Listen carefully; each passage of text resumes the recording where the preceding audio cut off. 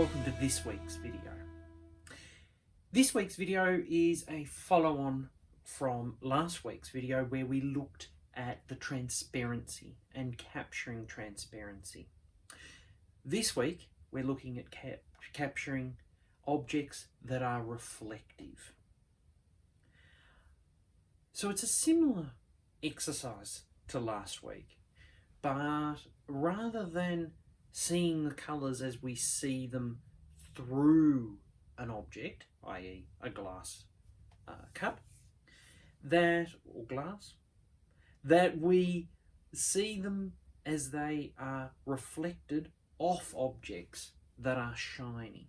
So we're looking at the shapes, the colours that we're seeing, their tones and their saturation. I'm using gouache again this week, and I'm using the same range of colours that I used last week. So something like a cad yellow light, cadmium orange, cad red light, alizarin crimson, ultramarine blue, Prussian blue, and viridian. You'll also see I'm using square brushes again, like I did last week, and they're just good brushes to use, particularly with gouache and doing an exercise like this, in that you're able to create nice sharp marks with the brushes. Start with an object that is either silver or pewter or aluminium. A really good item for this exercise would be a cooking pot, a small saucepan that you could put in your shadow box, and then maybe move on to other shiny objects later on.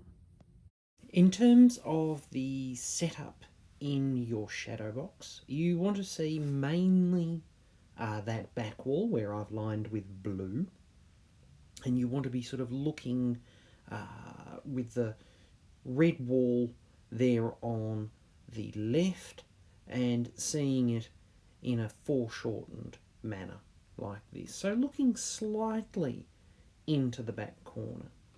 You also want to light it from above, so that the light is shining down onto your object and casting a shadow across on the yellow. So you can see here I've manoeuvred the lamp until just the cast shadow is on the yellow paper.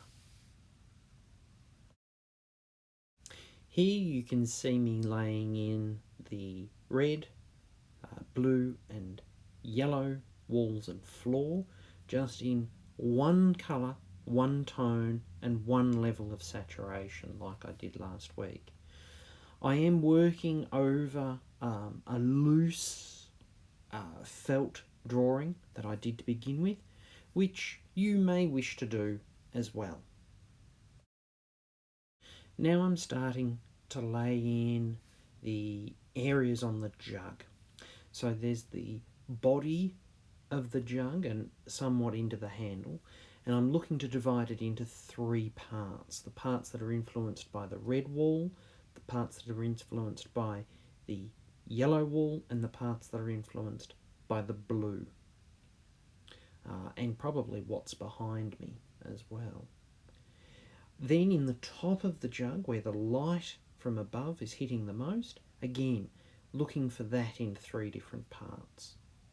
You'll also, if you look very closely, notice that the cast shadow is also dividable into three parts as well. And now I've worked into each of those parts that I've done in those previous two steps and started to break them down into the more subtle differences I can see. So areas that are lighter, areas that are darker. So within the red wall, I could notice mainly there was an area of darker red. The blue, there was an area of darker blue. and then within each of those parts within the jug. So there you can see the red part is started to divide it into some areas with more saturation, lighter areas, the blue part, darker areas, etc., etc. The final stage was to introduce highlights and areas of particular brightness and also dark. So you can see under the very base of the jug where it falls onto the onto the yellow paper. I've put in a dark. Also near there's some bright orange highlights that you can see. Those little yellow highlights that run up the handle. The bright highlight there on the body of the jug there where the red and the blue meets, and then highlights up and around on the spout and handle.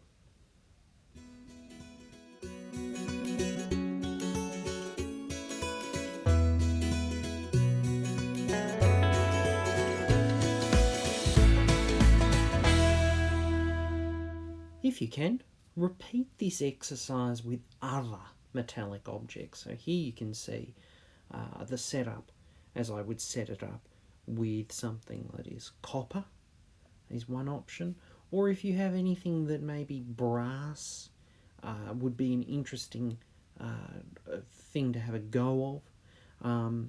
Try not to make them too complicated objects. Try and keep them as simple as possible.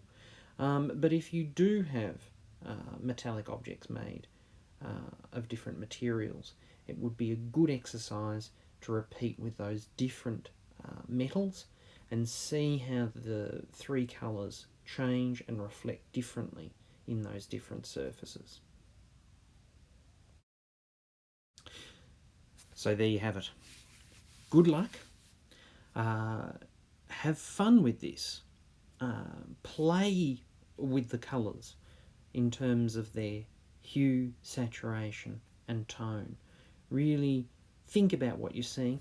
Don't forget to use that little spot screen like I described last week, so the piece of cardboard with the dot, the 1/4 inch dot taken out of it, that helps you identify what's going on within that little colour spot when you're looking at the object, because it's a very useful tool. And good luck again. Take care, and I'll speak to you soon.